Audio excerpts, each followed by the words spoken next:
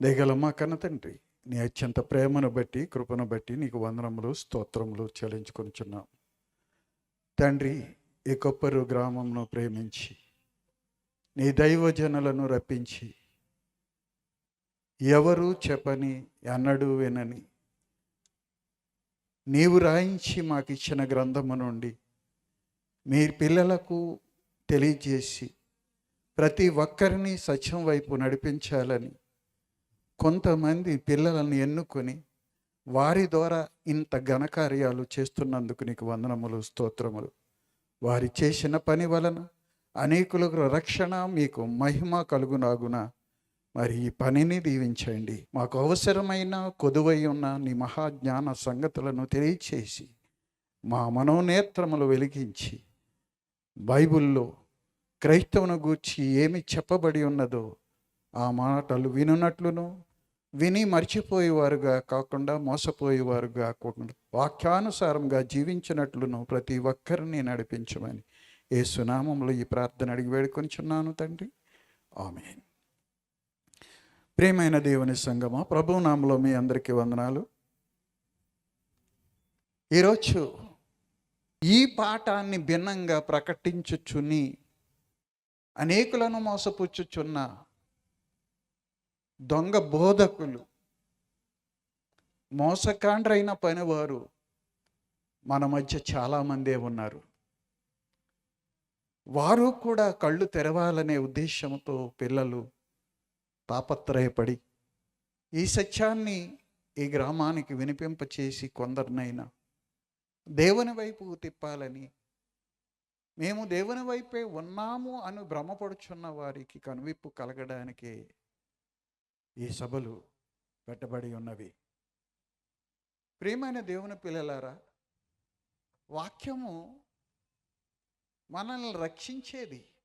యాకోబు పత్రిక 1వ అధ్యాయము 21, 22 వచనాలు మనం చూస్తూ ఉంటే, యాకోబు పత్రిక 1వ అధ్యాయము 21 నుండి మనము చూస్తూ ఉంటే, అందుచేత సమస్త కల్మసములను విర్రవీగుచున్న దుష్టత్వమును మాని.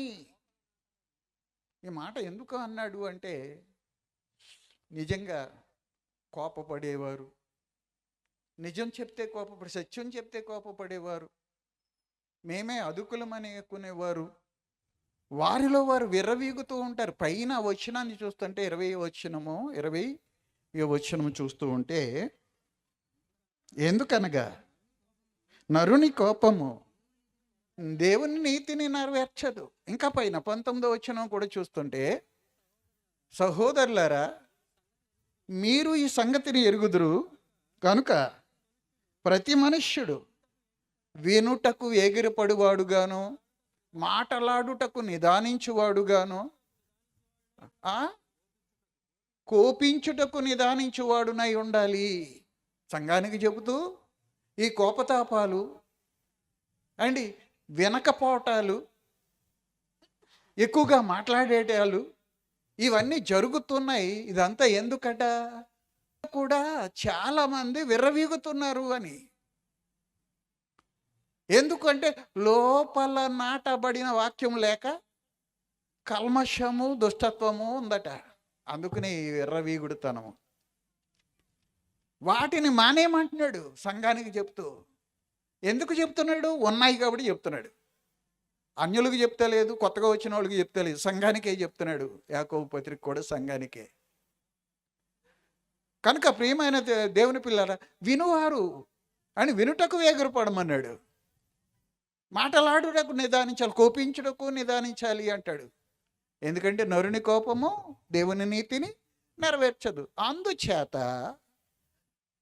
సమస్త కల్మషమును విర్రవీగుతున్న దుష్టత్వమును మాని లోపల నాటబడి మీ ఆత్మలను రక్షించుటకు శక్తిగల వాక్యమును సాత్వికముతో అంగీకరించండి. మీ ఆత్మలను రక్షించే శక్తిగల వాక్యము, ఆత్మలను రక్షించే శక్తిగల వాక్యము అంగీకరించండి. అబ్బో మేము చాలా కాలమైందండి అంగీకరించి అనుకుంటున్నారా? అండి మన మధ్య భిన్నమైన సువార్త ఎక్కువగా ఉంది, సత్య సువార్త తక్కువగా ఉంది. మొదటి శతాబ్దంలోని ఈ భిన్నమైన సువార్త ప్రబలడం ప్రారంభించబడింది. గొప్ప గొప్ప నాయకులు, అపోస్తుడైన పౌలు, గొప్ప గొప్ప విశ్వాసులు ఉన్న కాలములోనే భిన్నమైన సువార్త సంఘాలలో ప్రారంభమైంది. ఈనాడు అంత గొప్ప నాయకులు లేరు, గద్దించేవాళ్ళు లేరు, ఖండించేవాళ్ళు లేరు, బుద్ధి చెప్పేవాళ్ళు లేరు. ఎవడైనా బుద్ధి చెప్తానంటే పక్కకు పోయి వేరే కుంపడ పెట్టుకుంటున్నారు సంఘాన్ని చీల్చేసి. అందుకని క్రీస్తు సంఘం ముక్కలైపోయి ఒక్కో ముక్కకు తమ ఇష్టమైన పేర్లు పెట్టుకున్నారు. అవునండి. ఎందుకు? ఒకరి మాట ఒకరికి సరిపడక, ఒకరు గద్దిస్తే ఆ గద్దింపునకు లోబడక వాళ్ళు వేరైపోతూ 3000 ముక్కలు చేశారు క్రీస్తు సంఘాన్ని. 3000 ముక్కలు పైగా చేసేశారు. ఒకరికొకరు పడరు. క్రైస్తవుడు ఒకే బైబిల్, ఒకే దేవుడు, ఒకే క్రీస్తును, ఒకే పరిశుద్ధాత్మను, ఒకే బాప్తిస్మను కలిగిన క్రైస్తవుడు ఒక్కలా లేరు. ఒకడు పౌలువాడు, ఒకడు అపోల్లోవాడు, ఒకడు కేఫావాడు, ఒకడు క్రీస్తువాడు. అప్పుడు 4 ముక్కలైనయట మొదటి శతాబ్దంలో. అది ఒప్పుకోలేదు. నాకు మొక్క ఉందని సరిపెట్టుకోలేదు పౌలు గారు. క్రీస్తు విభజింపబడలేదు అని వాళ్ళని గద్దించి కలిపాడు. సంఘ కాపరులే, నాయకులే, సంఘాన్ని నడిపించే నాయకులే ఇలా ఉన్నారు అట. బోధకులే ఇలా ఉన్నారట. కొంతమంది సున్నతి సంబంధులు అంటే ధర్మశాస్త్ర సంబంధులు, కొంతమంది అవిధేయులు అంటే సత్యవాక్యానికి విధేయులు లేనివారు, కొంతమంది వదరబోతులు, ఏమీ తెలియపోయినా లొడలొడ పోగేవాళ్ళు అని. సత్యం తెలియకపోయినా అసత్యాన్ని కూడా గంభీరంగా ప్రకటించేవాళ్ళు వీళ్ళు. చాలామంది మోసపుచ్చువారునై ఉన్నారు అన్నాడు. అట్టి వారి నోళ్ళు మూయించేవాడు కావాలి అంటే సత్యము తెలిసి అసత్యాన్ని గద్దించేవాడు కావాలి అని చెప్పాడు తీతుకు పత్రిక రాస్తూ. అట్టివారు ఉపదేశింపకూడని వాటిని దుర్లాభము కొరకు, మీ దగ్గర రాబట్టడం కొరకు అండి, ఉపదేశింపకూడని దాన్ని ఉపదేశించేవారు కూడా ఉన్నారా? అవునండి. ఏది చెప్పాలో అది చెప్పకుండా, ఏది చెప్పవలసిన అవసరత లేదు అది చెప్పుతూ మభ్యపెట్టి మాయ చేసి ఈరోజు పబ్బం గడుపుకుంటూ అనేక మంది సేవకులు ఉన్నారు. సేవకులను ఏమి అనకూడదు అనుకుంటా. మరి అనేకులు మొదటి శతాబ్దంలోనే ఉంటే ఈ శతాబ్దంలో ఎవడి మాట లెక్క చేయని వాళ్ళు, ఎవరికి లోపడిన వారు అనేకులు ఉన్నారు. మరి వీళ్ళందరూ మోసగాళ్ళు అని కానీ, వదరబోతులని కానీ, సున్నతి సంబంధులని కానీ, అవిధేయులని కానీ అండి, ఉపదేశింపకూడని వాటిని ఉపదేశించేవారు అని కానీ, భిన్నమైన సువార్తకులని కానీ, కపట సహోదరులని కానీ, దొంగ అపోస్తులను కానీ ఎవడైనా కనపడుతున్నారా? ఎందుకు కనపడతలేదు? వాళ్ళ మీద నొసటి మీద ఆ ముద్రలేమీ ఉండవు, అందరూ బోధకులే.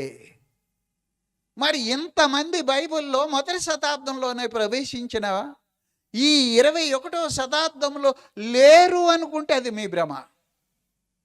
ఇంకా ఎక్కువైపోయారు. వాళ్ళు ఎవరో మీకు తెలియాలంటే మీకు సత్యం తెలియాలి.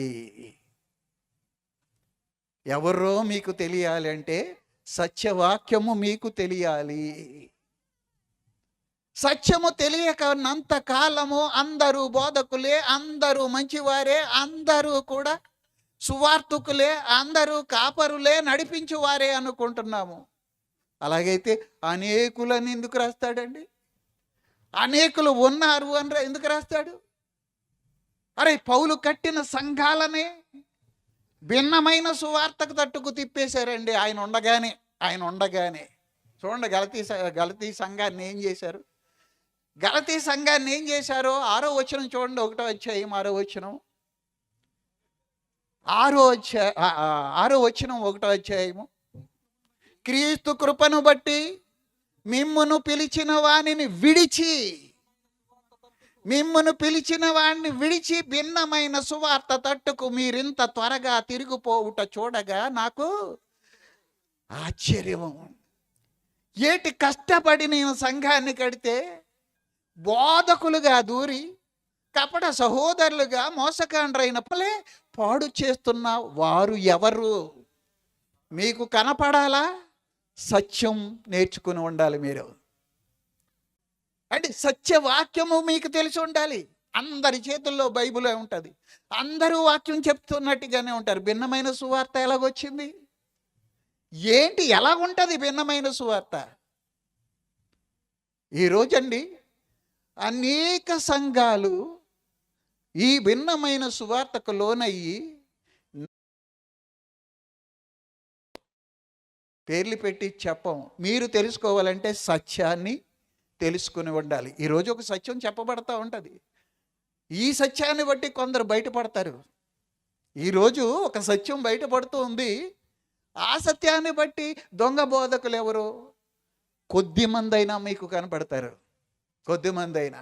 ఇలాగ ఎన్నో సత్య సంగతులు బైబిల్ నుండి ఉన్నాయండి. ఒక్కొక్క దాన్ని మీరు వినగలిగితే మీ కళ్ళ ఎదుట దొంగలెవరు, దొరలుగా చలామణి అవుతున్న వారెవరో మీకు అర్థమవుతుంది. సత్యం తెలియనంత వరకు అందరూ బోధకులే, అందరూ పనివారి, అందరూ అపోస్తులే అనుకుంటుంది ఈరోజు క్రైస్తవత్వం. కాదండి, ఎక్కువ మంది మోసగాళ్ళు ఉన్నారు, ఎక్కువ మంది మోసగాళ్ళు ఉన్నారు. చిన్న మాట చెప్పాలనుకుంటున్నాను మీకు. ఏంటి అంటే, మనం ప్రయాణాలు చేస్తూ ఉంటాము, ట్రైన్లోనో బస్సుల్లోనో కారుల్లోనో ప్రయాణం చేస్తూ ఉంటాము. మంచి బస్సు అండ్ మంచి బస్సు, పడకలు కలిగిన బస్సు, జారబడి హాయిగా నిద్రపోయే బస్సు, కొత్త బస్సు హైవే మీద వెళుతుంది అనుకోండి, ఎంత బాగుంటుందో మీకు తెలుసా? హైవే ఎలాగుంటుంది? హైవే ఎలాగుంటుంది? ఎక్కడ స్పీడ్ బ్రేకర్స్ ఉండవు, ఎదురొచ్చి అడ్డుపడేవి అసలే ఉండవు. ఇంకా వెళ్ళిపోవడమే వెళ్ళిపోవడమే. బస్సు బాగుండి, రోడ్డు బాగుండి, హైవే బాగుండి హాయిగా వెళ్ళిపోతున్నాము అనుకుంటే, నిజంగా హాయిగా వెళ్ళాలంటే బస్సు బాగున్నా, రోడ్డు బాగున్నా, డ్రైవరు బాగుండాలి. మీరు హాయిగా వెళ్ళాలి, గమ్యానికి చేరాలి అంటే డ్రైవరు బాగుండాలి. డ్రైవరు చేతకాని వాడో, తాగేసి నడుపుతున్నవాడో అయితే బస్సు బాగుంటే ఏంటి, రోడ్డు బాగుంటే ఏంటి, నడిపించేవాడు బాగోలేకపోతే యాక్సిడెంట్ అయిపోయి దుర్మరణం పాలైపోతారు. ఏ రోజు సంఘాన్ని నడిపించే నాయకుడు మంచిదే, సభ్యులు మంచివారే, కానీ నాయకుడు మంచివాడు కాకపోతే కుటుంబాలే నాశనానికి వెళ్ళిపోతాయండి. కుటుంబాలే నాశనానికి వెళ్ళిపోతాయి. అవును, ఇది తెలుసుకోవడం ఎలా? ఎవరు ఈ దొంగలు, ఎవరు ఈ మోసగాళ్ళు? అనేకులుగా ఉన్నారన్నాడే మొదటి శతాబ్దంలోని, మరి 21వ శతాబ్దంలో లేరా అని మనం ఆలోచిస్తే, మీరు వాక్యాన్ని పరిశీలించడం మొదలు పెడితేనే మీకు వాళ్ళు అర్థమవుతారు. వాక్యాన్ని పరిశీలించాలి. ఎంతటి వాడు చెప్పినా సరే, మీ పాస్టర్ చెప్పినా, మీ దగ్గరికి ఎవరైనా వచ్చి చెప్పినా, ఇదిగో మేమొచ్చి చెప్పినా, ఇదిగో సంతోష్ కుమార్ గారు వచ్చి చెప్పినా, ఎవరు వచ్చి పీడి సుందరరావు గారు దిగి వచ్చి చెప్పినా సరే, మీరు వాక్యాన్ని పరిశీలించకుండా నమ్మకూడదు. పౌలు ఎంతటి వాడైనా, శీల ఎంతటి వాడైనా, బెరయా సంఘం ఏం చేసిందో ఒక్కసారి చూడండి. అపోస్తుల కార్యాలు 17వ అధ్యాయం 11వ వచనం. పౌలు ఎంతటి వాడో మనకు తెలుసు ఈరోజు, శీల ఎంతటి వాడో మనకు తెలుసు ఈరోజు. కానీ ఆ రోజు మీరు ఎంతటి వాడైనా మీ మాటలు అలాగున్నాయో లేవో మేము చూస్తేనే కానీ నమ్మము అన్నారు వాళ్ళు. వీరు దెసలోనికైల్లో ఉన్నవారి కంటే గనులై ఉండిరి కనుక ఆసక్తితో వాక్యమును అంగీకరించి పౌలును శీలయు చెప్పిన సంగతులు అలాగున్నవో లేవో అని ప్రతి దినమును పరిశీలించుచూ వచ్చిరి. ప్రతి దినమును పరిశీలించారటండి. లేఖనాలనే కనుక నేను చేయు క్రియలు నా యందు విశ్వాసం ఉంచిన వాడును, ఓ విశ్వాసి, నా క్రియలు చేయును, వాటికంటే ఎక్కువగా మరి గొప్పవి చేయును. ఎవరు? విశ్వాసి. నా యందు విశ్వాసం ఉంచిన వాడు నేను చేసిన క్రియలు చెయ్యాలి, వాటికంటే ఎక్కువగా చెయ్యాలి. అసలు విశ్వాసి అని చేతులు ఎత్తిన వాడు పని చేయడానికి చేతులు ఎత్తలేదు అంటే యేసు మాట వినటాలేదు. మనము యేసు మాట వినటాలేదు. సంఘము నాయకుడన్నా వింటున్నాడా అంటే ఆయన ఉపదేశింపకూడని ఉపదేశిస్తున్నాడు. ఆయనే వింటున్నట్టు మీకు తర్బీదు ఇచ్చి మిమ్మల్ని సువార్థకులుగా మార్చి ప్రతి వాడికి పని ఉందని నేర్పించి పనికి పంపవలసిన సంఘ నాయకుడు ఆ పని చేయటం లేదు. ఆయన చేసిన పని దేవుని పని కానే కాదు. అలాగైతే ఆయన బ్రతకడానికి నేర్చుకున్నాడు అనిపిస్తుందే కానీ సంఘాన్ని పనివంతులైన సంఘంగా, దేవునికి పనికొచ్చే సంఘంగా చేయటలేదు. ఎందుకో తెలుసా? సత్యము ప్రకటింపబడతలేదు. భిన్నమైన వాక్యం ప్రకటింపబడుతూ ఉంది. ఈరోజు అనేకమైన సత్యవాక్యాలు ఈరోజు మేము నేర్చుకున్నాం. ఒక్కొక్కటి చెప్పితే ఏ సంఘము దీనికి రాంగ్గా ఉన్నదో మీకు తెలిసిపోద్ది. ఏ ఒక్కటి చెప్పినా సరే మీకు తెలిసిపోద్ది. సత్యాన్ని తెలుసుకోగోరుచున్నారా? సత్యం దగ్గరికి రండి. నేర్చుకోండి. మీకు కళ్ళ ఎదుటే కనపడతారు వాళ్ళు. ఇప్పుడా ఎవరు కనపడరు. కోకొల్లలుగా ఉన్న వీళ్ళెవరో మీరు కనిపెట్టలేరు. ఒక ఇంటి ఇస్తున్నాను, మీకు పని నేర్పని సంఘమే కాదు. చదువు నేర్పని స్కూలే కాదు. స్కూలు మార్పించేస్తారు మీ పిల్లల్ని. మరి మిమ్మల్ని పనివంతులుగా చేసిన సంఘము, చేయని సంఘము కాదు. గుర్తిస్తారా? గుర్తించి సరైన యాక్షన్ తీసుకుంటారా? తీసుకోలేరు. అడ్జస్ట్ అయిపోతున్నారు. పని కాకపోయినా, పని చెయ్యకపోయినా పరలోకం వెళ్ళిపోతామని నేర్పిస్తున్నారు ఈరోజు. ప్రార్థన చేసుకోండి పరలోకం వెళ్ళిపోతారు అని. అరే, ప్రార్థన చేసుకుంటే అర్థసాక్షులు అయిపోవడం ఎందుకు? చిరచ్ఛేదనం ఎందుకు? ఖడ్గములతో చంపబడడం ఎందుకు? హాయిగా ఇంట్లో కూర్చుని ప్రార్థన చేస్తే పరలోకం వచ్చేసేదానికి ఇంత పాటు పడడం ఎందుకు? ఇంత ఖర్చు ఎందుకు? ఇంత కష్టం ఎందుకు?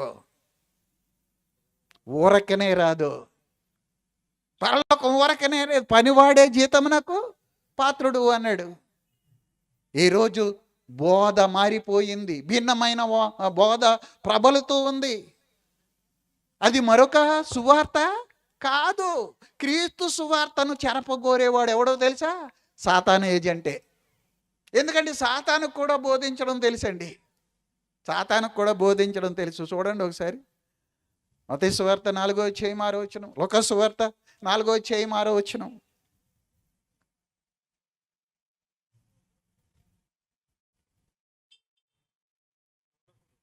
ఆ శోధకుడు 6 ఈ అధికారమంతయు ఈ రాజ్యముల మహిమయు నీకిత్తును, అవి నాకు అప్పగింపబడి ఉన్నవి. నేను ఎవరికి ఇవ్వాలనుకుంటే వానికి ఇచ్చేయచ్చు.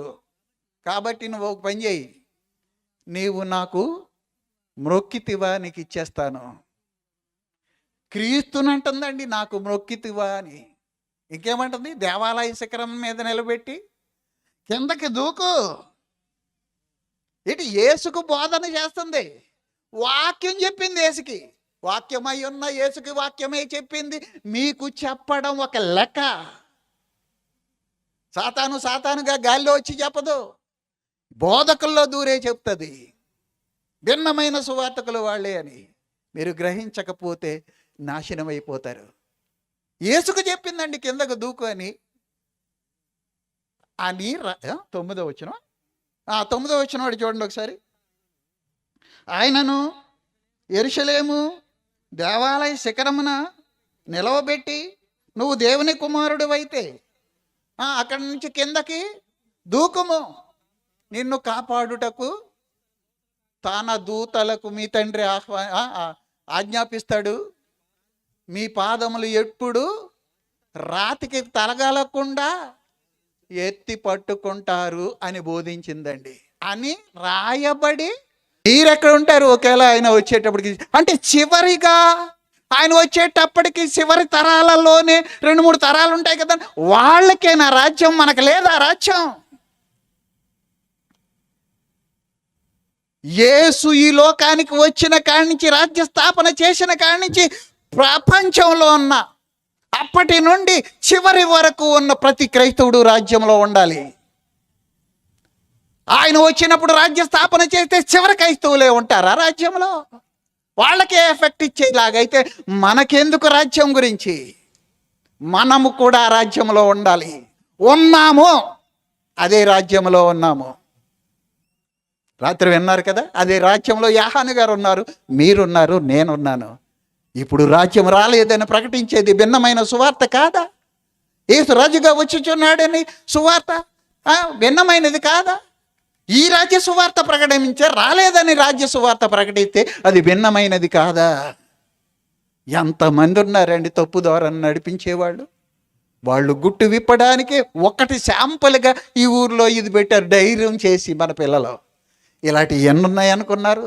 ఈ తప్పుడు బోధనలు చీల్చి చెండాడి అనేక సత్యాలు ఉన్నాయండి. ఆలోచన చేయండి.